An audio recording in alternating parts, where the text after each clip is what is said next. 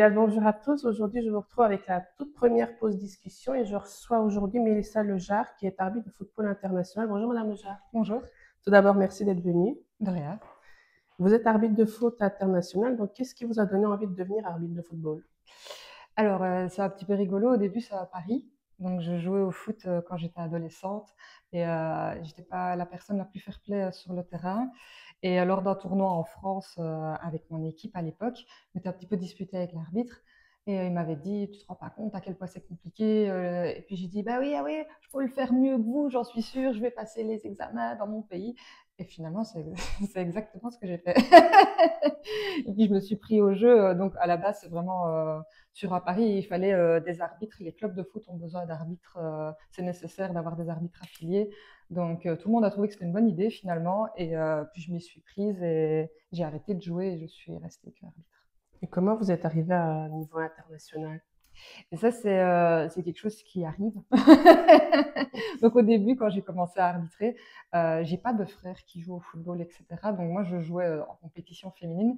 Donc j'avais une vue super floue du parcours chez les garçons, les provinciaux, les nationaux, etc. Je voyais pas trop bien comment ça allait. Je voyais pas comment on pouvait arriver jusque-là. Et puis finalement, au fur et à mesure des années en tant qu'arbitre, et j'ai compris le processus. Donc, et au fur et à mesure, j'ai eu la chance de pouvoir être encadrée. Puis je suis passée assistante arbitre. Donc du coup, et là, je suis montée en équipe première et puis en nationale. Et à ce moment-là, j'ai commencé un petit peu à aller aux entraînements à Tubize, donc à Bruxelles. On était mélangés du coup avec les arbitres néerlandophones. Et une personne du groupe néerlandophone m'a dit, tu pourrais avoir le badge FIFA, etc. Je dis, bah, très bien. Et finalement, ça a encore pris quelques années. C'était avant le Covid. Et c'est après le Covid qu'on m'a recontacté et qu'on m'a dit, on aimerait que tu fasses un petit peu les efforts, etc. Parce que me déplacer jusque-là, je trouvais ça à l'époque super compliqué. Il y avait la barrière de la langue et tout. Je me sentais un peu seule.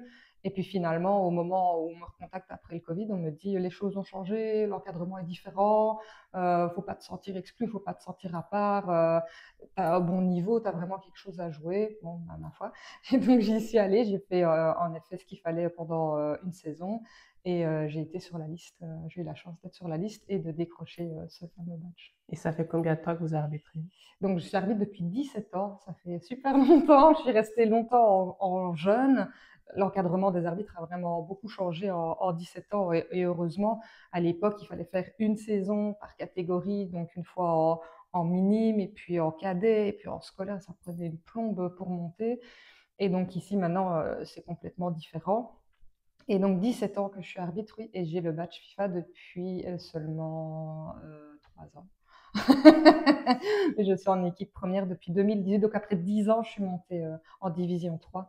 Donc ouais, ça a pris le temps déjà que je reste arbitre centrale, puis que je passe assistante.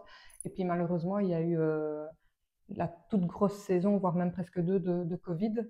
Ça a ralenti la carrière de tout le monde. Donc, voilà.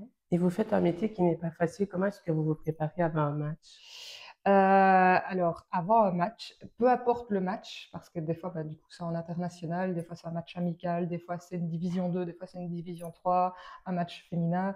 Bah, fatalement, la préparation, elle commence quand on reçoit sa désignation. Donc, dès qu'on voit où on va et avec qui on va collaborer, c'est très important parce qu'on est 3 sur le terrain, voire 4 en international.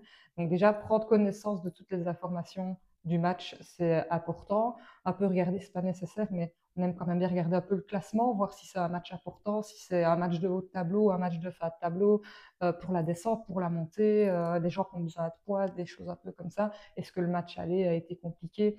Donc ça, c'est l'arbitre fait ces recherches-là et après il en parle avec ses assistants. Mais moi, je regarde aussi un petit peu à quoi j'ai affaire. Et puis alors après, c'est bête, mais il faut faire son sac. Parce que ça arrive toutes les semaines qu'on arrive, ah bah tiens, j'ai pas ma polar, tiens, j'ai pas ma vareuse, tiens, j'ai pas mes chaussettes. Donc il faut faire vraiment son sac sérieusement et convenablement, ça fait partie de la préparation de match. Et alors, bah, faire attention fatalement à être bien reposé, à ne pas avoir mangé n'importe comment la veille, etc. Donc c'est un petit peu le mantra de n'importe quel sportif au final, la veille, bien être reposé, etc. Partir à l'heure le jour du match, essayer de se mettre dans les meilleures conditions possibles physiquement. Et alors mentalement, ben ça, fatalement, on a la vie sur le côté, la vie privée. Il faut être capable de se mettre dans sa bulle et de se dire, voilà, les deux équipes, elles comptent sur moi. Je suis arbitre, je suis impartial. et les décisions que je prends, elles peuvent avoir un impact très fort sur le match. Donc, il faut vraiment être au mieux de soi, physiquement et mentalement. Et votre rôle est souvent critiqué, le rôle d'arbitre. Comment est-ce que vous gérez les pressions et les critiques négatives? Alors, il y en a beaucoup, malheureusement, d'autant plus moi, je suis une femme, donc j'en ai des particulières. Il y en a, elles sont réservées juste pour moi. Après, je préfère être une femme qu'être étranger, par exemple, parce que mes collègues, des fois, qui ont des origines différentes, ils prennent des fois des insultes qui peuvent être racistes. Je trouve que c'est encore pire que les insultes sexistes. Donc oui, l'arbitre est souvent pris pour cible, et pour peu qu'on ait une particularité physique ou ethnique ou quoi ou qu'est-ce, c'est la cible. Donc il faut être capable de se mettre dans sa bulle, de se dire que les gens ils insultent l'uniforme, ils n'ont pas à le Mhm. faire, hein. L'arbitre doit être respecté. S'il n'y a pas d'arbitre, il n'y a pas de football. Il y en a qui ont un peu du mal avec le concept, aussi mauvais qu'il puisse être, parce qu'on fait tous des erreurs, hein. Un match robotique sans faire d'erreur. C'est comme si les joueurs, à chaque fois qu'ils allaient au goal, ils mettaient un goal. C'est impossible. C'est un sport qui est basé sur l'erreur. Et l'arbitre est dans cette dynamique aussi. L'erreur est possible, un mauvais placement, une mauvaise interprétation. Donc voilà, mais le public et les joueurs doivent prendre conscience que les comportements inappropriés n'aident absolument pas du Mhm. tout, que c'est un rôle qui n'est pas simple. Et c'est sûr qu'il y a beaucoup de pression sur nos épaules, sur les leurs aussi. Donc il y a tout un jeu de frustration qui se fait. Et pour se parer face aux critiques, il faut vraiment se mettre dans sa bulle, se dire que peu importe ce que les gens disent, et pas se laisser atteindre personnellement. Parce qu'en fait, les gens, ils vont toujours essayer de chercher, parce que si on dit ref, t'es mauvais, c'est basique, quoi, je vais dire ainsi. Par contre, s'ils viennent chercher sur un trait particulier qui nous concerne, il faut vraiment pas se laisser atteindre, parce que malheureusement, les gens, des fois, sont un peu sadiques, ils peuvent jouer avec ça. S'ils voient qu'ils arrivent à vous énerver, à vous toucher avec quelque chose, il est possible que les gens réappuient dessus. Donc, mentalement, c'est vraiment un jeu de rôle. Il y a cette Mhm. espèce de masque. On ne peut pas avoir l'air fatigué, on ne peut pas arriver au bout de sa ligne décédé, en train de mourir et de ne plus savoir respirer. Donc tout est un jeu de rôle, même l'effort physique en lui-même. L'arbitre, il n'a pas le droit d'être au bout de sa vie et d'être en train de souffrir et d'avoir une crampe, etc. Ça arrive jamais qu'on se couche par terre et qu'on demande des soins, heureusement.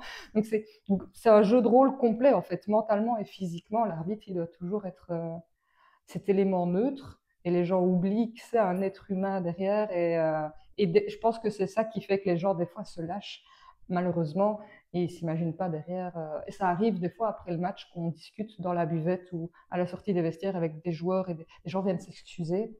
Ils disent je réalise pas, je vis mon match trop fort. Mais il y a quand même des gens qui viennent nous parler par après. Il y a une espèce de crise de réalisme, et ça fait quand même un peu plaisir, parce que les gens au final qui insultent et qui sont contents d'avoir insulté, c'est les pires, parce qu'on ne sait rien faire. C'est même pas de la frustration, c'est de la méchanceté. Donc, il y a deux types de critiques. Il y a la critique, la personne, elle est frustrée, elle est dans son moment. Et il y a la critique facile, gratuite. Je suis assise dans la tribune et je balance tout ce que je peux balancer. C'est dimanche, je sors toutes mes pires insultes. Donc voilà, il y a deux sortes. Il faut être capable d'identifier, parce que nous, en tant qu'arbitre, quand ça arrive sur le terrain ou avec le banc, on ne réagit pas de la même façon à une frustration. Il y a quelque chose qui n'est pas du tout de la frustration. La frustration, il faut essayer. Il ne faut pas que la personne elle soit deux fois frustrée, en fait. Il ne faut pas arriver avec une sanction technique, une exclusion, quelque chose comme ça, sauf si évidemment il y a des débordements. Mais la personne, si elle se sent deux fois frustrée et qu'elle n'a pas Mhm. compris, c'est encore pire. Laisser une personne dans cet état-là, c'est le pire qu'on puisse faire. Un joueur frustré ou un membre du staff frustré, c'est un problème après. Donc il faut être capable d'identifier la critique qu'on a eue, par quoi est-ce qu'elle a été générée, et réagir en conséquence. Donc on ne se rend pas compte, il se passe 1000 trucs dans la tête d'un arbitre à la seconde. C'est assez complexe, à vrai dire. Et vous êtes le plus souvent critiqué par les joueurs ou le public? Les deux. Le deux. Je dirais ici quand même, aller plus le public, parce que sur le terrain, au niveau où je suis, en division 2 et en division 3, le niveau est un peu sérieux, je vais dire ainsi, comment dire ça de façon claire.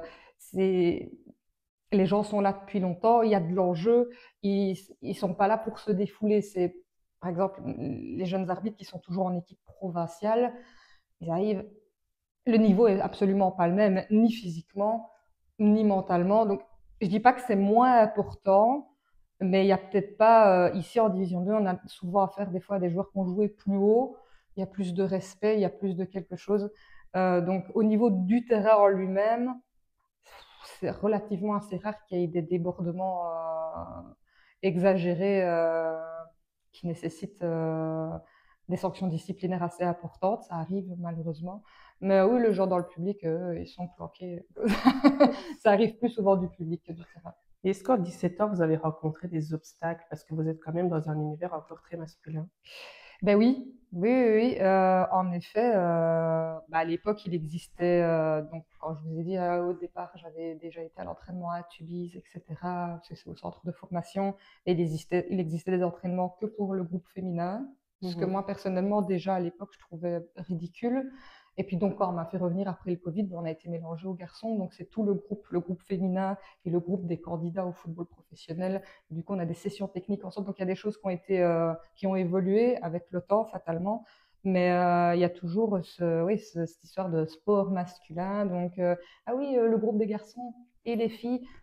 Donc, on est toujours un peu sur le côté. Il y a des conditions particulières pour nous parce que du coup, on a le badge international parce qu'on arbitre jugé haut niveau en Belgique.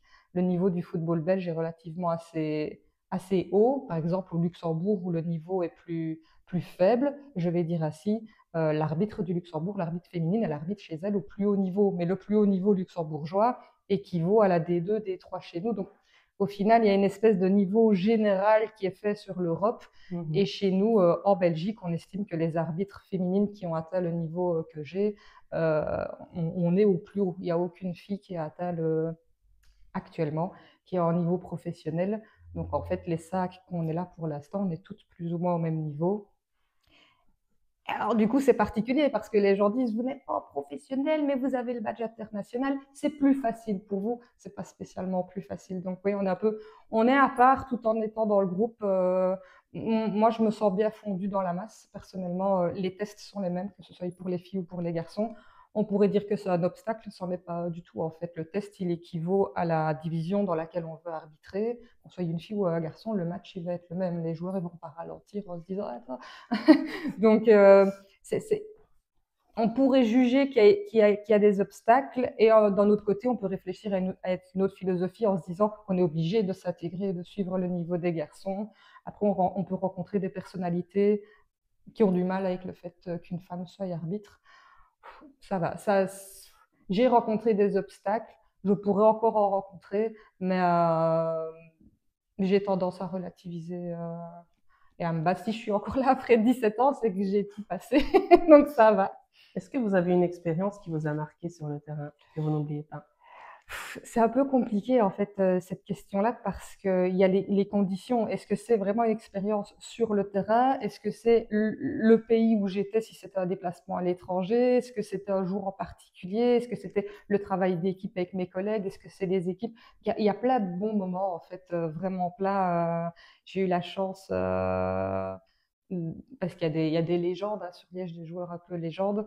J'ai fait le dernier match de Geeks, donc de Guillaume Legros, qui est un joueur de Verviers. Et donc, du coup, on avait fait une haie d'honneur avec les joueurs et on s'était mis dans la haie d'honneur. On était trop contents, nous, les refs. C'était le dernier match de championnat, donc c'était un peu la fête, comme ça. Et je me souviens qu'il est venu, il m'a serré la main, il m'a dit, je suis trop content de faire mon dernier match en voyant ce badge. Et puis, boum, il avait mis un dernier goal. Les gens sont en feu. Parce qu'on pourrait croire que, du coup, c'est arbitré dans des grands stades et tout ça qui est impressionnant, ça l'est, mais cette ferveur, cette proximité qui existe, cet amour du football, au final, on n'est pas obligé d'aller à haut niveau pour le voir. Les supporters, ils sont là, ils ont l'écharpe et tout, ils sont à fond la caisse, il y a des fumigènes. C'est bête, mais sentir cet amour du football et Mhm. le stade, ou pas juste le stade, juste le terrain qui vibre, parce qu'il y a eu un moment qui pour eux compte, faire partie d'un événement comme ça, c'est toujours un peu particulier. Et sinon, à plus grande échelle, mon premier match FIFA, donc parce que quand on fait un match en Europe, c'est un match UEFA. Et donc, quand on fait un match, on a fait des matchs amicaux avant la Coupe du Monde il y a 2 ans. Et du coup, c'était des matchs équipe Europe contre des autres équipes qui venaient d'autres continents. Donc, j'ai pu porter le badge FIFA pour la première fois à l'étranger. Et c'était le jour de mes 35 ans. Donc, j'ai fêté mon anniversaire sur le terrain. C'était en Irlande. Et le stade était, je pense qu'il y avait 11 ou 12 000 personnes. Donc c'était... Et après ça, j'ai eu un match en Allemagne encore plus gros. Mais à l'époque, je pense que c'était le match où j'ai eu le plus de personnes. Voilà, là-bas, le football, c'est pas la même chose qu'en Belgique. Et on monte sur le terrain avec mes collègues pour s'échauffer. Et là, on voit les gens en délire. Et c'est juste parce que les joueuses, elles montaient sur le terrain, en fait. Et c'est dommage que ce soit pas comme ça à cette échelle-là en Belgique. Et du coup, on s'est dit, ah, ok, les fillettes faisaient coucou, donc ça faisait un peu star. Et le stade a vibré. Et c'était le jour de mon anniversaire, donc c'était super cool, en fait. Ouais, il y a des petits moments comme ça. Et puis, j'ai visité des pays aussi qui étaient très particuliers et très intéressants. Donc, je pense qu'il n'y a pas un moment qui m'a marqué. Il y en a plein. Plein, plein. Ça, c'était votre belle expérience. Est-ce qu'à l'inverse, vous avez vécu un moment difficile?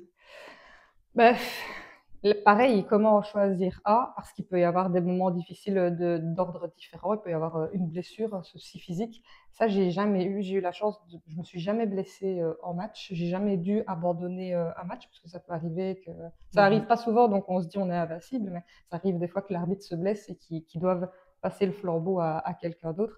Donc ça, j'ai eu la chance que ça m'arrive pas. Euh, ouais. Il faut remonter très très loin. Alors pour aller chercher des très mauvaises expériences, parce que déjà quand on est en équipe première, on arbitre à 3. Et du coup, on sort jamais du terrain tout seul, on ne monte jamais sur le terrain tout seul, on est toujours là un peu pour se rebooster et pour s'encadrer. Donc je pense que dans les très très mauvais matchs, il faut retourner loin en arrière quand j'arbitrais toujours toute seule chez les adolescents. J'avais eu un match très compliqué, à mon avis, j'étais pas dedans ce jour-là, ou j'étais dedans et j'avais raison. Quoi qu'il en soit, les joueurs n'ont pas accepté mes décisions, se sont très mal comportés, il y a eu des confrontations.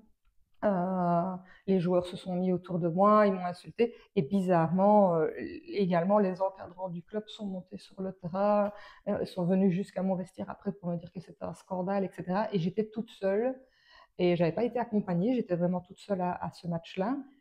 Et ben ça, c'était super dur. Ouais. Parce que je me suis dit, j'ai rien à faire sur un terrain. Alors ça, on se le dit encore de temps en temps, c'est ce que j'ai foutu. Mais avoir les équipes comme ça, aussi fort, une proximité aussi forte, j'ai dû faire des rapports, j'ai mis des cartons rouges, etc. Donc j'ai essayé de gérer l'incident aussi bien que je pouvais. Mais ce match-là, c'est le seul, je suis sortie du terrain en pleurant.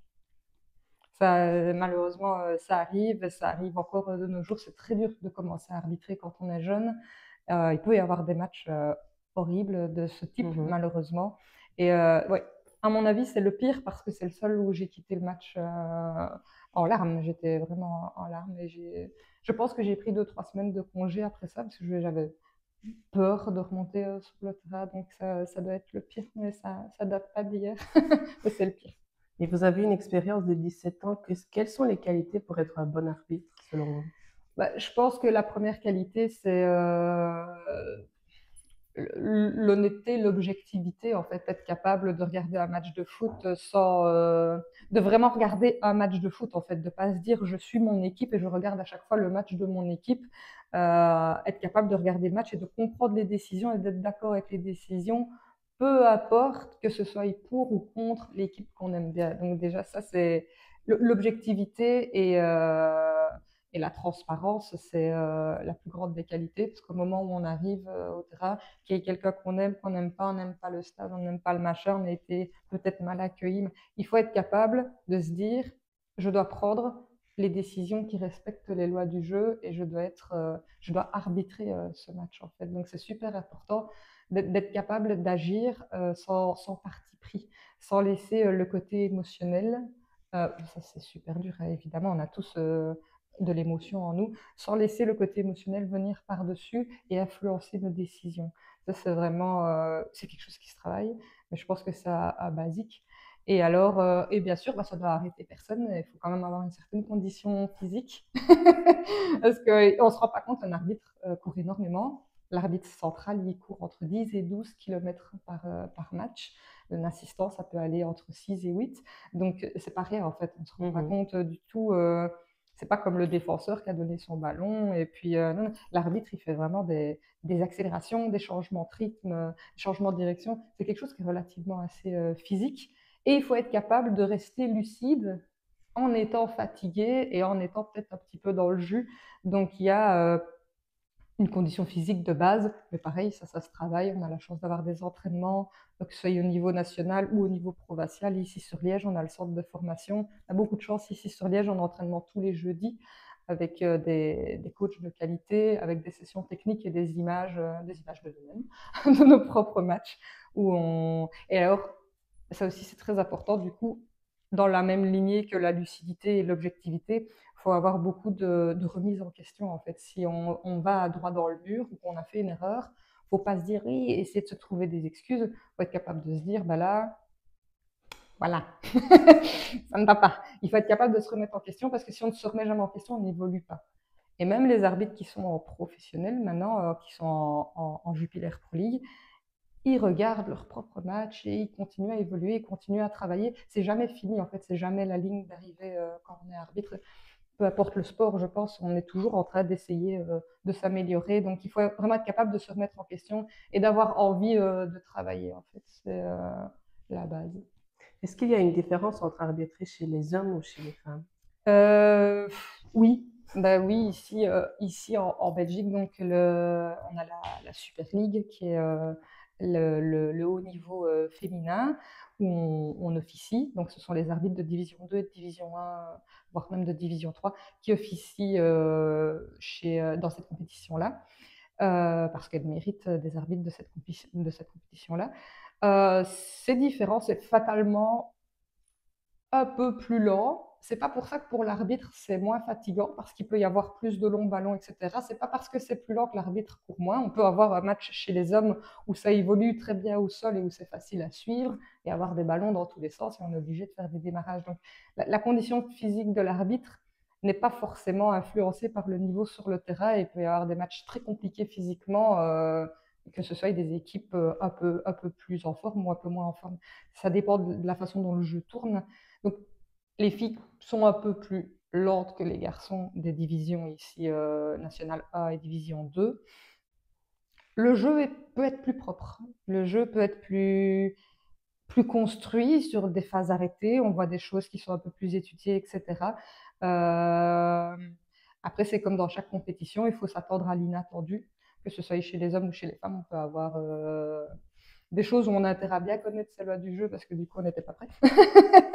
Mais en soi, oui. Alors, on pourrait dire aussi, parce que moi j'ai l'habitude et j'essaye de me mettre à la place de mes collègues, chez les femmes, il y a un match par semaine qui est filmé et qui est diffusé sur la chaîne qui diffuse les matchs de foot de la Pro League.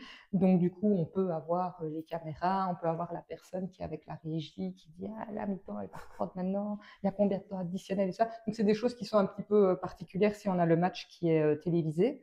Mais voilà, c'est des petites différences, mais il ne faut pas les prendre en compte. Il faut se dire, j'ai match et je fais le match aussi bien que je peux. Mais fatalement, oui, filles-garçons, c'est pas pareil. Le jeu n'est pas pareil. Et alors, du coup, le fait que chez les dames, ce soit le plus haut des niveaux, c'est fatalement pas pareil non plus. Vous préférez arbitrer chez les hommes ou chez les femmes? Ça, c'est une question piège, c'est pas bien ça. Comment répondre à cette question? J'aime les deux, de deux différentes façons. Donc, je suis très fière de mon niveau chez les femmes. Je suis très fière d'avoir le badge FIFA et de pouvoir aller à l'étranger. Parce que du coup, fatalement, quand je vais à l'étranger, c'est pour faire des matchs féminins, de faire des équipes ou des pays. Ça reste quelque chose d'extrêmement particulier. Et chez les hommes, comme je vous ai dit tout à l'heure, il est compliqué d'aller dans le football professionnel pour les femmes. Il y en a eu très peu. Actuellement, on est tout au même niveau que celui où je suis. Aller plus haut, c'est une vraie bataille, c'est une vraie victoire contre soi-même. Donc, je suis très fière d'être au niveau où je suis chez les hommes, qui actuellement est le plus haut qu'une femme ait atteint dans ces saisons-ci. Et chez les femmes, je suis super fière d'aller à l'étranger, représenter déjà mon pays avec mes collègues, s'unir pour donner le meilleur de nous-mêmes et rendre la fédération fière et participer à l'ascension du football féminin qui est un peu plus diffusé. Voilà, l'Euro a été entièrement diffusé à la télévision. C'était vraiment très agréable. Et les stades, c'était en Suisse, les stades étaient quasiment plats. C'était très impressionnant à voir. Donc, je suis contente d'être dans cette période-ci où c'est un peu plus mis en lumière et où les gens apprécient réellement de venir voir le football féminin. Ça fait plaisir de participer à cette ascension-là. Si vous deviez donner des conseils à quelqu'un qui veut suivre la même voie que vous, quels seraient-ils? S'accrocher. Parce qu'on peut avoir des hauts et des bas, les saisons elles peuvent être longues, on peut faire une saison un peu en demi-teinte, une fois on a une bonne cote, une fois on a une mauvaise cote, et puis on se sent bien, on se sent pas bien, on se blesse. Ça, il faut garder ça à l'esprit. Et puis la saison d'après, on fait des trucs incroyables, donc faut pas s'arrêter à la première difficulté. Je vous ai raconté ce match horrible que j'ai eu des années auparavant quand j'étais dans les équipes de jeunes. Mais si je m'étais arrêtée à ce moment-là, vous imaginez tout ce que j'aurais raté parce qu'ici actuellement, il y a vraiment plus de 50% de ma vie qui tourne autour du football et de l'arbitrage, les opportunités professionnelles, etc., les rencontres, les amis. Si j'avais arrêté ce jour-là en me disant ce match était horrible, il l'était, mais si j'avais arrêté, j'aurais absolument pas du tout la vie que j'ai maintenant. Donc, il faut s'accrocher. On dit toujours, on part pas sur une défaite, quoi. C'est plus beau d'arrêter en se disant, j'ai vu ce que j'avais envie de voir, je m'amuse bien, mais je pense que ce n'est pas pour moi, plutôt que de se dire, j'ai vécu une super mauvaise expérience et je vais arrêter. Donc, c'est ouais, s'accrocher. Et le conseil, ben, c'est de pas s'isoler. On est beaucoup d'arbitres. Il y a ces fameux entraînements le jeudi. On est tous là. Il y a des arbitres pros qui continuent à s'entraîner en province. Les formateurs sont très présents aussi. Donc, il y a vraiment de quoi pouvoir échanger et pouvoir évoluer. On peut demander à être vu, à être accompagné. Donc, il ne faut pas avoir peur. Voilà, peut-être c'est ça, pas avoir peur. C'est le meilleur conseil que je peux donner. Merci beaucoup, Mélissa Lejar, d'être venue et d'avoir Mais de rien. partagé cette belle discussion Je avec nous. vous en prie. Merci à vous de nous avoir suivis. Je vous donne rendez-vous lundi prochain. D'ici là, passez une très belle semaine.